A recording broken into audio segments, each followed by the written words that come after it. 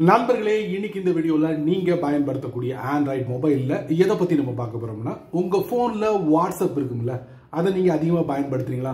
அப்பனா அந்த வாட்ஸ்அப்ல ரெண்டு இன்ட்ரெஸ்டிங்கான ஃபீச்சர்ஸ் நான் உங்களுக்கு தெரியப்படுத்த போறேன். கண்டிப்பா அந்த ரெண்டு இன்ட்ரெஸ்டிங்கான ஃபீச்சர்ஸும் உங்களுக்கு தெரிய வாய்ப்பே இல்லை. ஸோ அதை நீங்க தெரிஞ்சுக்கணும்னு ஆசைப்பட்டீங்கன்னா வழக்கம் போல நம்ம வீடியோக்கு லைக் கொடுத்துக்கோங்க.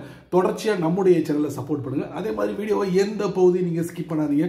ஸ்கிப் பண்ணீங்கன்னா உங்களால மற்றவங்களுக்கு ஷேர் பண்ண முடியாது. இப்போ அதை பத்தி டீட்டெயிலா தெரிஞ்சுக்கலாமா? ஒன் பை ஒன்னா வாங்க.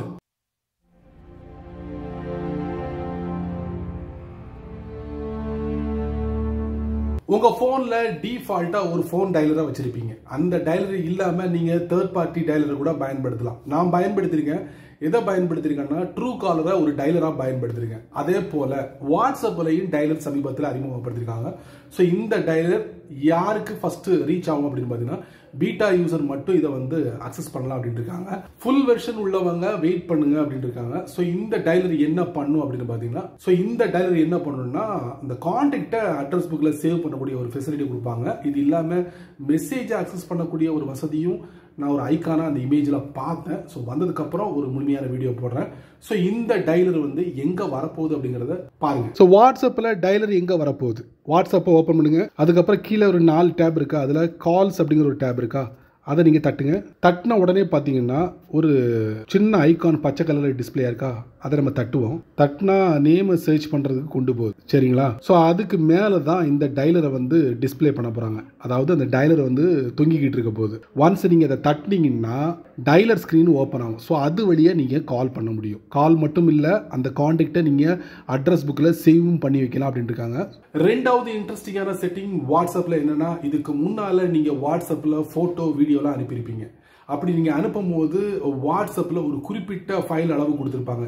எனக்கு தெரிஞ்சது 16 MB நினைக்கிறேன். ஸோ அதுக்குள்ளதான் நீங்க போட்டோனாலும் சரி வீடியோனாலும் சரி அனுப்பணும். ஆனா அதுக்கு மேல இருந்தா நீங்க என்ன பண்ணுவீங்க, அந்த ஃபைலை வந்து கம்ப்ரஸ் பண்ணி அதுக்கப்புறம் வாட்ஸ்அப்ல ஏற்றி விடுவீங்க. அப்போ அதை வந்து ரிசீவ் பண்றது ஓப்பன் பண்ணி பார்க்கும்போது அது போட்டோவும் வீடியோ ஒரு தெளிவு இல்லாமல் இருக்கும். அப்புறம் காலப்போக்கில் என்ன பண்ணாங்க, வாட்ஸ்அப்ல ஒரு புதிய அப்டேட்ல என்ன பண்ணாங்க, அதிகபட்சமா 2 GB ஃபைல் வரைக்கும் நீங்க அப்லோட் பண்ணலாம் அப்படின்னு சொல்லிட்டு அதிரடியான ஒரு முடிவு எடுத்து லான்ச் பண்ணாங்க.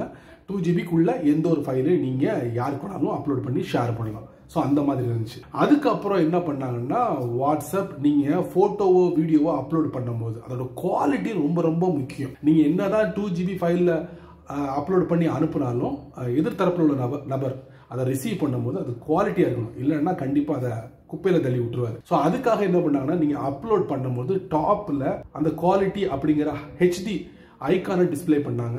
அது ஃபர்ஸ்ட் இமேஜுக்கு டிஸ்பிளே பண்ணாங்க, அதுக்கப்புறம் வந்து வீடியோக்கு டிஸ்பிளே பண்ணாங்க. இப்போ வாட்ஸ்அப் அதுக்கு ஒரு புதிய அப்டேட் கொடுத்துருக்காங்க.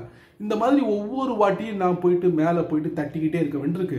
அதனால டிஃபால்ட்டா இருந்தால் நல்லா இருக்குமே அப்படின்னு சொல்லிட்டு வாட்ஸ்அப் டிஃபால்ட்டா ஒரு இடத்துல அந்த செட்டிங்கை கொடுத்துட்டாங்க. ஒன்ஸ் நீங்க செட் பண்ணிட்டீங்கன்னா அதுக்கப்புறம் நீங்க போட்டோவோ வீடியோவோ அப்லோட் பண்ணும்போது அந்த குவாலிட்டிலேயே அது போய் சேரும். ஸோ அது எங்க இருக்கு அப்படிங்கறத நான் உங்களுக்கு இந்த வீடியோல காட்டுறேன்.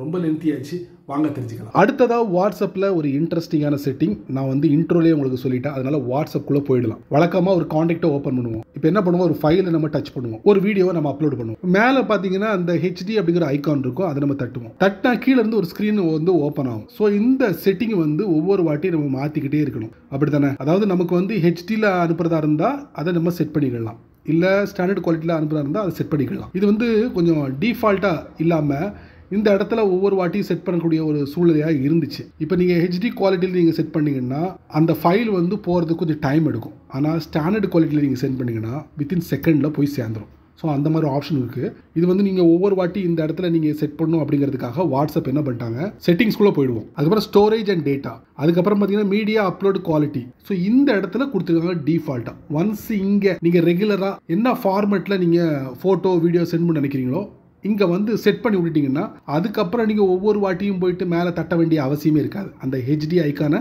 நீங்கள் தட்ட வேண்டிய அவசியமே இருக்காது. அப்லோட் சென்ட், அது போட்டோவா இருக்கட்டும் வீடியோவா இருக்கட்டும், இங்க வந்து செட் பண்ணிக்கங்க. சரிங்களா? சரி நண்பர்களே, இந்த வீடியோவை நீங்க ரொம்ப பொறுமையா நீங்க வாட்ச் பண்ணிருப்பீங்க. ஸோ இந்த வீடியோ ஒரு பயனுள்ள வீடியோவா இருந்தால் 4 பேருக்கு ஷேர் பண்ணுங்க, அவங்களும் இதோட பலனை அனுபவிக்கட்டும். நீங்க நம்ம சேனலுக்கு புதுசா இருந்தீங்கன்னா வழக்கம் போல கீழே நிறைய பட்டன்ஸ் இருக்கு, பிடிச்சதை தட்டி விட்டுக்கங்க. அதுக்கு கீழே கமெண்ட் செக்ஷன் இருக்கு, நல்ல ரீதியில பதிவு பண்ணிங்க. ஸோ பிடிச்சா லைக் பண்ணுங்க, பிடிக்கலன்னா அன்லைக் பண்ணுங்க.